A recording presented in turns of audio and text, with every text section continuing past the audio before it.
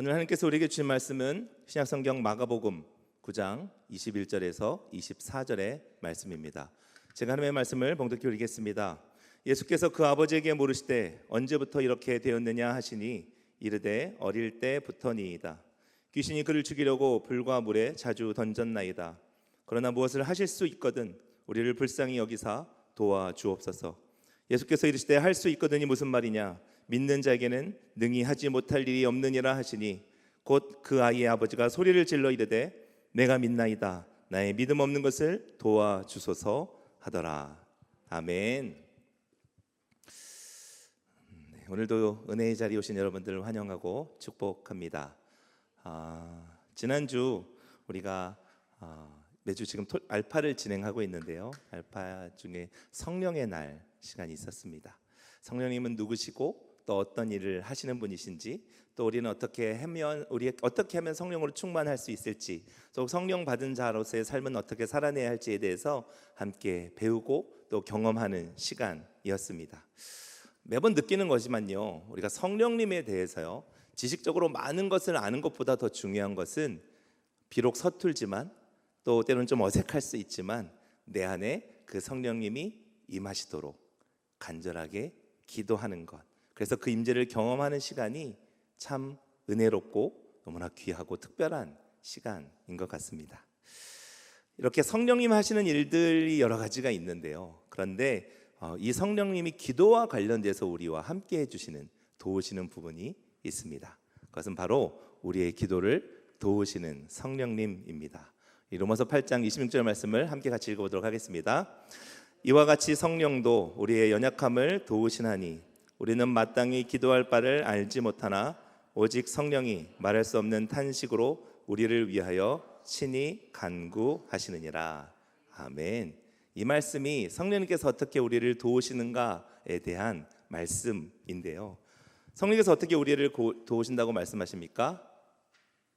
우리를 위하여 친히 직접 간구하신다라고 말씀하고 있습니다. 그런데요, 그 앞에 보면요, 말할 수 없는 탄식으로.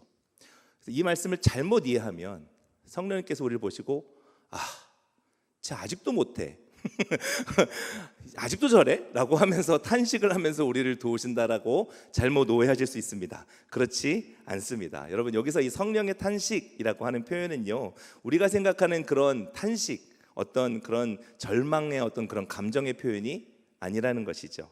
인간의 언어로는 표현할 수 없지만 성령님께서 우리를 도우시는 그런 내적인 중보 사역을 대해서 이렇게 말할 수 없는 탄식, 그래서 말할 수 없는 탄식이라고 표현하고 있다는 것이죠. 자, 어쨌든 중요한 것은요, 성령님께서 우리를 도우시는 사역 중에 우리를 위해 중보하시는, 기도하시는 사역이 있다는 것이죠. 특별히 우리가 무엇을 기도할지 모를 때가 있다라는 것을 성경이 이미 우리에게 전제해주고 있다라는 것이죠. 우리의 연약함 때문에, 또 우리의 한계 때문에, 나의 죄로 인하여서, 또 상황이 복잡하고 너무나 고통스러운 상황 가운데 내가 도대체 하나님께 무엇을 기도해야 할지도 모르면서 기도할 때가 있다라는 것입니다. 여러분들은 어떠십니까? 여러분, 그런 경험 혹시 있지는 않으십니까? 내가 무엇을 기도해야 할지, 또 어떻게 기도해야 할지 잘 몰라서 머무르거리던 그런 시간들이 있지 않으셨냐라는 것입니다. 대부분은 그런 경우인 것 같습니다. 정말 너무 힘들 때, 너무 고통스럽거나 아니면 너무 막막할 때, 그래서 이걸 어떻게 해결해야 될지 모르는 그런 상황 가운데, 첫 입을 어떻게 떼야 될지를 모르는 그런 상황 가운데 주님 힘들어요, 주님 도와주세요 라는 그 말조차도 제대로 나오지 않을 때가 있다라는 것이죠. 오늘 말씀은요, 그러한 우리에게 주시는 하나님의 음성입니다. 오늘 본문을 보게 되면요, 한 아버지가 등장하게 됩니다. 그의 아들은 귀신에 사로잡혔다라고 말씀하고 있고요. 그래서 그의 아버지가 도대체 어떻게 해야 할지 모르는, 어찌할지 모르는 그런 상황 가운데 예수님께 나오는 말씀입니다. 오늘 18절 말씀을 함께 같이 읽어보도록 하겠습니다. 귀신이 어디서든지 그를 잡으면 거꾸러져 거품을 흘리며 이를 갈며 그리고 파리해지는지라. 내가 선생님의 제자들에게 내쫓아 달라 하였으나 그들이 능히 하지 못하더이다. 자신의 아들이 귀신 들렸다라는 것이죠. 그래서 그를 잡으면 어떻게든 하려고 정신 차려 무슨 말을 하던 뭔가 기도를 하려고 그를 잡으면 어떻게 한다고요? 거품을 흘린다고요. 이를 갈고요. 그리고 파리해진다라고 이야기합니다. 네. 예전에 오멘 영화 네, 아시면 연식이 되신 분들인데 그 어렸을 때 가장 두려운 영화가 오멘이라는 영화가 있었습니다. 귀신 들린 그런 모습들, 그리고 영적인 그런 것들을 해결하는 그런 모습이 있었는데 막 그런 정말 그런 얼굴이 파리해지고 막 거품을 물고 막 무서운 소리를 내는 그런 귀신에 들리는 상황이었다는 것이죠. 여러분, 내 아들이요, 나의 자녀가 귀신에 들렸다고 한번 상상해 보십시오. 얼마나 두렵겠습니까? 여러분 혹시 주변에 아니면 여러분들의 삶 가운데 귀신 들린 사람을 혹시 본 적이 있으십니까? 없으시군요. 있으신 분도 계실 것 같습니다. 저는 한 번 있습니다. 제가 그 어렸을 때 개척교회 6학년 때부터 반주를 했다는 얘기를 예전에 한 번 한 적이 있었던 것 같습니다. 그래서 그 개척교회 반주자가 없어서 제가 메인 피아노 반주를 했었는데 중학생이 되니까 라이벌이 한 명 나타났습니다. 저보다 한 살 여동생인데 그 친구가 저희 교회 사찰 집사님의 따님이었습니다. 피아노를 잘 쳤어요. 그래서 저와 항상 자웅을 겨루는, 그래서 누가 하냐, 이번 문학의 밤은 누가 반주하냐, 이걸로 굉장한 그 신경전을 뭐 우리끼리만 그냥 서로 이렇게 했던 그런 상황이었는데, 그 친구가 제가 봤던 친구 중에 정말 순수하고 착한 친구였거든요. 평상시에 말소리도 들리지도 않아요. 네, 뭐 이렇게 그냥 이야기하는 그 친구였는데 어느 날 그 친구가 변해버린 거예요. 목소리가 변하고요, 행동이 변하고요, 너무 거칠어진 거죠. 그게 어른들이 얘기하는, 목사님이 이야기하는 귀신 들린 거라는 그런 표현을 하시더라고요. 근데 이 친구가요, 정말 그 소리가 들리지도 않던 그 친구가 막 괴성을 지르는데 그 목소리가 지금까지 한 번도 들어보지 않은 소름 끼치는 목소리인 거예요. 더구나 사택이 있었기 때문에 교회에 있으니까, 그래서 나중에 목사님들이랑 장로님들이, 이 집사님들이 그 친구를 일단 끌어내서 교회 분당에서 같이 기도하려고, 다 같이 모여서 기도하려고 5분인가 그 좁은 방에 들어왔거든요. 근데 그 중학생 2학년 여학생 1명을 남자 5명이 못 데리고 나왔어요. 힘이 너무 강해서. 그래서 정말 온 성도들과 같이 막 그 친구 위해서 간절히 기도하고 한 2-3일 정도 같이 기도했던 것 같아요. 그리고 정말 그 형이 나가면서 다시 원래의 모습으로 돌아왔지만 여전히 저는 그 친구를 두려워했다는. 그런데요, 여러분, 제가 한번 그렇게 경험해 보니까 그게, 그 모습이요, 잊혀지지가 않아요. 왜냐하면 너무 두려웠거든요. 여러분, 근데 내 자녀가 그렇게 되었다고 한번 생각해 보라는 것이죠. 말이 나오지 않을 겁니다. 어떻게 해야 될지도 모르는 그런 상황 가운데, 그래서 지금 이 아버지는요, 예수님께 나왔다라고 성경은 말씀하고 있습니다. 17절 말씀입니다. 무리 중에 하나가 대답하되, 선생님, 말 못하게 귀신 들린 내 아들을 선생님께 데려왔나이다. 사실 말씀은 이렇게 읽었지만 얼마나 여러분 간절하게 또 갈급하게 그 예수님께, 예수님, 귀신 들린 제 아들 좀 살려주세요 라고 하면서 데려왔다라고 말씀하고 있습니다. 여러분, 우리가 어떻게 해야 될지 모르는 상황이라면요, 내가 무엇을 기도해야 될지 모르는 상황이라면요, 일단 해야 될 것은 무엇입니까? 주님께로 나아가는 것입니다. 있는 모습 그대로 나아가는 것입니다. 어찌해야 할지 모르지만 무엇을 할지 모르게 더 주님께 나아가는 것입니다. 그리고 그렇게 나온 이 아버지에게 우리 주님 이렇게 말씀하셨습니다. 그를 내게로 데려오라. 아멘. 여러분, 왜 그 아들을 데려오라 하시는 걸까요? 내가 너희의 그 상황과 그 아픈 환경 가운데 개입하시겠다라고 말씀하시는 것입니다. 너희 그 아픔과 너희 고통을 내가 알기에 내가 이제 그것을 해결해 줄게 라고 말씀하시는 것입니다. 나에게 데려와 라고 말씀하시는 것이죠. 주님의 응답인 것입니다. 여러분, 오늘 이 자리에 나오신 여러분들은 어떤 기도의 제목을 가지고 오셨습니까? 어쩌면 이 귀신 들린 아들을 둔 아들처럼 홀로 고민하는, 다른 사람에게 이야기하지 못하는 그런 기도 가운데 여러분 나오신 분들도 계실 것입니다. 그리고 주님은 동일하게 우리에게 말씀하시는 것입니다. 내게로 데려오라.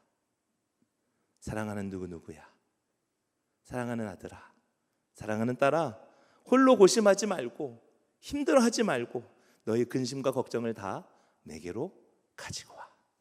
내가 너의 사랑하는 가족들을 내게로 데리고 와 라고 말씀하고 계시는 것입니다. 오늘 우리가 올려드리는 기도가 그렇게 바로 주님 앞에 나아가는 있는 그대로의 기도가 되기를 원합니다. 나를 위한 기도는요, 나 자신을 주님께로 데려가는 겁니다. 나의 사랑하는 가족들, 다른 이들을 위한 기도는 무엇입니까? 그 중보 기도는요, 그 사람들을 나의 마음으로 예수님께로 데려가는 것입니다. 그럴 때 주님 말씀하시는 것이죠. 나에게로 데려오라. 내가 개입하겠다. 내가 함께하겠다. 내가 고쳐줄게. 내가 너의 삶을 만져줄게 라고 말씀하시는 것입니다. 꾸미지 말고, 숨기지 말고, 괜찮은 척하지 말고 그대로 나오라 라는 예수님의 초대인 것입니다. 얼마나 감사한 초대입니까? 그러자 그 아버지가 예수님께 그 아들을 데려왔습니다. 그리고 이렇게 말씀합니다. 귀신이 그를 죽이려고 불과 물에 자주 던졌나이다. 귀신이 던진 거지만 결국은 자신의 아들이 그렇게 했다는 거잖아요. 여러분, 물에 들어가면 죽는 거 아닙니까? 물에 빠져 죽는 거죠. 불에 들어가는 거는요, 화상을 입고 심지어 죽을 수도 있는 겁니다. 여러분, 둘 다 죽음에 관련된 거죠. 내가 말릴 수 없다는 것입니다. 그냥 잡았을 때 거꾸라지고 거품 부는 수준에 머무는 게 아니라 날마다 물속에 언제 들어갈까, 또 언제 저 불에 들어갈지 모르는 그 근심과 그 상황 가운데 여러분, 단 한순간도 숨을 제대로 쉴 수 있었겠습니까? 아마도 그 아버지는요, 그 아이가 귀신 들린 그 순간부터 잠 한숨도 자지 못하고 계속해서 그 아들을 보고 있었을 것입니다. 그리고 그가 이렇게 이야기합니다. 그러나 무엇을 하실 수 있거든 우리를 불쌍히 여기사 도와주옵소서. 얼마나 간절하게 예수님께 외친 외침이었겠습니까? 그런데 사실은요, 이 기도는요, 우리가 주님께 드리는 온전한 기도는 아닙니다. 왜요? 그 앞에 전제가 붙어 있습니다. 어떤 전제가 있죠? 그러나 무엇을 하실 수 있거든. 여러분, 지금 이 아버지는요, 간절한 마음으로 예수님께 나오긴 했지만 그 예수님이 어떻게 무엇을 하실 수 있는 분인지, 정말 그분이 메시아인지 아직 잘 모르고 있는 상황인 겁니다. 메시아는 소문을 들었지만 자신이 정말 그 메시아를 확실하게 경험하지 못했고, 또 예수님께서 만약 치유하신다고 하더라도 어떻게 할지도 잘 모르는 그런 상황 가운데 그럼에도 불구하고 그 예수님을 붙잡고 고쳐달라라고 이야기하고 있는 것입니다. 그런데 중요한 것은 무엇입니까? 주님께 나아갔다는 것입니다. 주님께 그의 아들을 데려갔다라고 하는 것입니다. 사랑하는 아들을 그 주님께로 데리고 갔다라고 하십니다. 그리고 무엇을 어떻게 하실지는 내가 모르겠지만 주님 도와주십시오 라고 간절하게 있는 모습 그대로 외치고 있는 것입니다. 때로는요, 우리는 우리의 생각 안에 하나님을 가둘 때가 있습니다. 하나님은 전능하신 하나님이신데요, 피조물인 우리가요, 내가 할 수 있는 하나님의 영역을, 내가 할 수 있는 하나님의 능력을 가둘 때가 있다는 거죠. 그래서 여러분, 그것이 우리의 기도에도 이어질 때가 있습니다. 하나님, 이런 문제가 있습니다. 이 친구는요, 요렇게 해주시고요, 요 문제는 요렇게 해주시면 좋겠어요.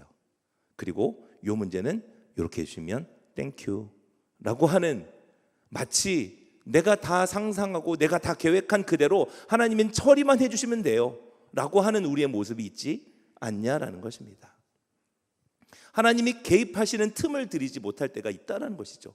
그 거룩한 하나님과의 대화 가운데, 그 하나님 그 기도 가운데에서요, 하나님의 음성을 듣거나 하나님의 뜻을 알기보다 그냥 내가 계획하고 내가 준비한 대로 내가 필요한 것들을 하나님께 나열하고 하나님 이것 좀 해주세요라고 이야기하고, 때로는 그것이 이루어지지 않으면 불평하고 원망하는 우리의 모습이 있을 때가 있다라는 것입니다. 그런데요, 지금 이 아버지는 어떻습니까? 지금 예수님께서 어떻게 해주실지, 어떻게 우리 아들을 고쳐줄지는 잘 모르겠습니다. 그렇지만 도와달라라고 간절히 외치고 있다라는 것입니다. 그러자 주님께서 할 수 있거든이 무슨 말이냐, 믿는 자에게는 능치 못함이 없다라고 어찌 보면 마치 책망하시는 것처럼 그 아버지에게 말씀하십니다. 그런데 그 아버지가요, 또 다시 절규하듯 이렇게 기도합니다. 우리 함께 읽어보도록 하겠습니다. 곧 그 아이의 아버지가 소리를 질러 이르되 내가 믿나이다, 나의 믿음 없는 것을 도와주소서 하더라. 아멘. 여러분, 예수님께서 그렇게 말씀하셨으면요, 내 면전에서 그렇게 말씀하셨으면요, 조금 부끄러운 상황일 수 있습니다. 민망한 상황일 수도 있다는 것이죠. 또 한편으로 보면 그런 상황 가운데서 내가 다시 한번 예수님께 도와달라고 이야기하는 것이 어찌 보면 염치 없는 것처럼 느껴질 수도 있을 것 같습니다. 그런데 지금 이 아버지에게는 방법이 없는 것이죠. 예수님밖에 없는 것입니다. 그래서 그럼에도 불구하고 있는 모습 그대로 주님 앞에 정직하게 내어드립니다. 도와달라고 이야기하고, 믿음이 없다고 이야기하니까 주님, 그렇다면 나의 믿음이 없는 것을 도와주십시오 라고 간절하게 외치고 있다는 것입니다. 이것이 바로 있는 그대로의 모습, 있는 그대로의 믿음의 모습이라는 것입니다. 나의 믿음이 부족하다라고 하셨을 때, 아니요, 왜 그렇게 말씀하세요가 아니라, 그래요 예수님, 제가 믿음이 부족합니다. 나의 믿음 없음을 불쌍히 여겨주시옵소서 라고 솔직히 고백하는 그 믿음, 그 믿음의 고백을 우리 주님은 받으신다라는 것입니다. 그래서 여러분, 기도는요, 틀에 갇힌 형식보다 우리의 마음의 중심에서 나오는 그 고백을, 그 진실함이 더 중요하다라는 것입니다. 그래서 하나님은 우리의 중심을 아신다라고 하지 않습니까? 하나님 우리의 진실된 고백을 기뻐하시고요, 때로는 나의 어떤 화려한 말이 아니라 익숙하게 꾸며진, 그래서 다른 사람들일 때 와, 기도 너무 잘하세요 라고 하는 그런 믿음의 말씀, 그런 입술의 고백이 아니라요, 아무것도 할 수 없어서 그저 눈물 흘리며 한숨 쉬는 그 한숨을 하나님께서는 더 기쁘게, 귀하게 받으신다라는 것입니다. 우리는 때때로요, 내가 잘 믿고 있다고, 나의 신앙의 연륜이 어느 정도 되었으니, 내가 그래도 이 교회에서 이만큼 신앙생활 했으니, 내가 그래도 이렇게 기도 많이 해봤고 이런 경험들을 해봤으니 내가 잘 믿고 있다고, 내가 잘하고 있다고 착각하거나 믿음이 좋은 척 할 때가 있다라는 것입니다. 그러면서 방금 지금 이렇게 고백하는 이 아버지의 기도 같은 이 기도가 마치 수준이 떨어지는, 저런 건 처음에나, 저런 건 아직 예수님 모를 때나 하는 그런 기도지라고 여길 수도 있습니다. 그러나요, 예수님께서는 지금 이 아버지의 기도를 기쁘게 받으셨다라는 것입니다. 요즘 새벽에 창세기 말씀을 나누고 있습니다. 오늘은 아브라함에 대한 말씀을 잠깐 나눴는데요, 그의 믿음의 배경에 대해서 이야기하면서요, 사실은 우린 믿음의 조상 아브라함이라고 이야기하지만 그의 믿음의 배경이, 그의 성장의 배경이 그렇게 아름답지만은 않다. 그의 아버지는 다른 신을 섬기는 사람이었고요, 또 그의 아버지보다 먼저 죽은 형제가 있었다라고 이야기합니다. 자식을 놓지 못하는 그 당시 고대 근동에서 굉장히 부끄러운 그런 삶을 그의 가정 가운데 살고 있었다라고 이야기했습니다. 그런 가운데서 하나님께서 말씀하셔서 그가 순종의 길을 걷기 시작하지만 사실은 그 순종의 첫걸음조차도 온전치 못한 불안정한 순종이었다라고 제가 말씀드렸습니다. 왜요? 하나님께서는 고향과 친척과 아버지의 집을 떠나라고 말씀하셨는데 시작부터 조카인 롯을 데리고 떠났거든요. 그런데요, 그렇게 불안전했음에도 불구하고 그가 어쨌든 하나님의 그 말씀에 순종하며 그 발을 떼었을 때, 그 말씀에 순종했을 때 그의 결단을 통해 하나님은 믿음의 조상으로 그를 단련시켜 주시고 세워주시는 것을 우리는 보게 되었습니다. 어쩌면 오늘 귀신 들린 그 아버지의 고백도요, 사실은 완벽하지 않은 기도였고요, 불완전한 믿음과도 같아 보입니다. 그런데 하나님은요, 믿음의 완성도를 보지 않으신다는 겁니다. 내 안에 있는 정직한 고백, 그리고 부서진 그 심령을 찾으신다라고 오늘 우리에게 말씀하고 계시는 것이죠. 때론 믿음이 부족해 보여도, 때론 의심이 있을지라도 그 주님 앞에 그 의심 있는 모습까지도, 그 마음까지도 우리가 정직하게 하나님께 토로하며 나아갈 때 우리 주님은 절대로 그 사람을 외면하지 않으시고 응답하시며 그의 삶에 개입해 주십니다. 그러므로 오늘 이 밤에 우리가 해야 할 것은 기도를 잘 하려고 익숙한 그런 표현과 또 갖가지 그런 형용적인 표현들로 꾸며진 그런 기도를 하려고 노력하는 것이 아니라 하나님 앞에 정직하게 기도하는 겁니다.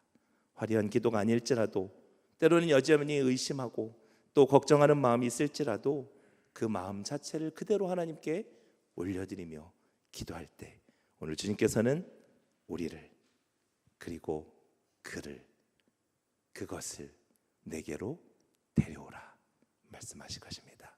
그리고 우리의 삶 가운데 들어오셔서 그 모든 삶의 문제를 내가 상상하지 못했던 하나님의 방법으로 해결해 주실 것입니다.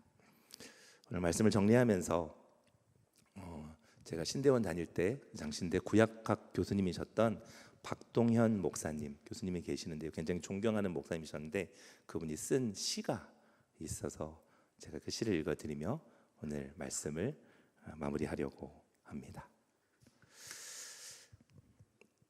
제가 기도드리는 것은, 주님, 제가 기도드리는 것은 제가 기도를 잘 해서가 아니라 어찌할 바를 모르기 때문입니다. 제가 기도드리는 것은 기도의 공적을 쌓기 위해서가 아니라 하나님의 은혜만이 저의 희망이기 때문입니다. 제가 기도드리는 것은 제가 무엇을 아뢰기 위해서가 아니라 주님의 말씀을 듣고 싶기 때문입니다. 제가 기도드리는 것은 제 뜻을 이루기 위해서가 아니라 하나님의 뜻에 따르고 싶기 때문입니다. 기도하겠습니다. 사랑의 주님, 우리는 때로 무엇을 기도해야 할지 몰라 주저할 때가 있습니다. 때로는 말조차 잃고 마음 깊은 한숨만이 우리 안에 남아 있을 때가 있습니다.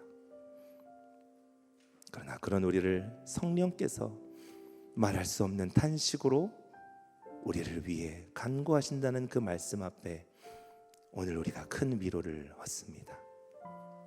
하나님, 여전히 우리는 믿음이 부족하지만 믿고 싶습니다.